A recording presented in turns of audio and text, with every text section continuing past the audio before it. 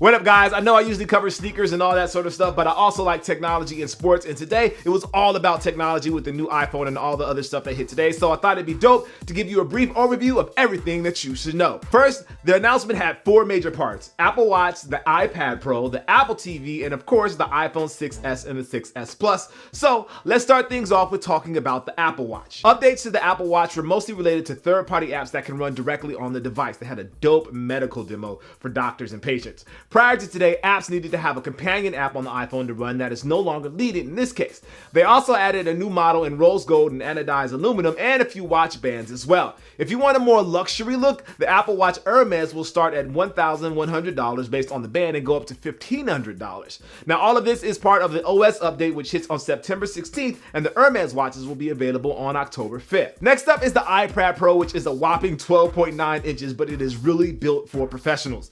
Apple is also introducing a keyboard and stylus that will work exclusively with the device. The resolution is 2732 by 2048, which is better than my laptop, and it weighs 1.5 pounds and is 6.9 millimeters thick, which makes it thinner than the original iPad. It features the Apple A9X chip and is said to be 22 times faster than the original iPad, with the ability to edit 3 4K streams simultaneously in iMovies, which is pretty insane. Prices start at $799 for 32 and up to $1079 for 128 with LTE. Of all the things that were updated today, the Apple TV probably received the biggest jump. Closer to what we expect from a set-top box these days, the new Apple TV now comes with a remote with a touchpad, voice controls, improved software, and its own app store. Now on the platform called tvOS, developers can make games and other sorts of content directly for the device, but the box really shines with the voice commands. You can literally ask Siri for action movies, and the system will bring up action movies from all sorts of services. Same goes for actors, directors, and the likes. Between the games, the voice controls, and the apps, the Apple TV might be back on top. Pricing includes a 32 and a 64 gigabyte model with pricing at $150 and $200 at the end of October.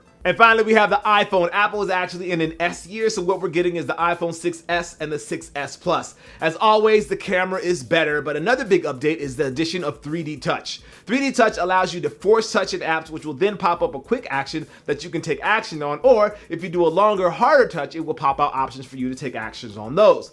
This feature really shines in apps like Maps that allow you to quickly set a spot where you parked or something like that, or an email, which if you press it lightly will let you peek at the email, or an IG where you can actually creep on your ex's photos without accidentally liking them. And speaking of photos, back to the camera, it is now 12 megapixels, which means you can shoot video in 4K. The front camera is larger as well at 8 megapixels, meaning you can shoot up to 1080p selfies if you're into that type of thing. As always, Apple's photo and video software really make the photos and video work, and some of the technology is happening here as well with diodes and stuff like that I just didn't understand.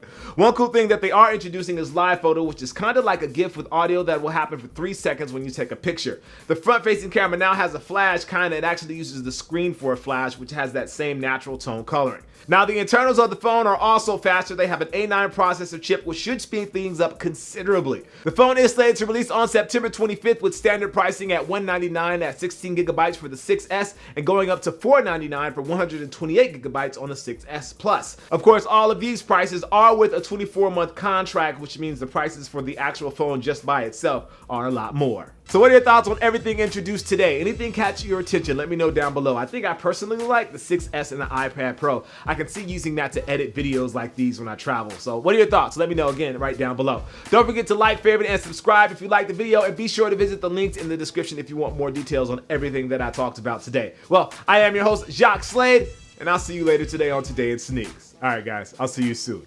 Peace. Before I get into the box, it is a pair of Adidas, and it's not the Yeezy Boost, so if that's what you're looking for, that's not what these are. Paperwork out of here. So let's just get the box out. So bam, pretty obvious if you can see by now.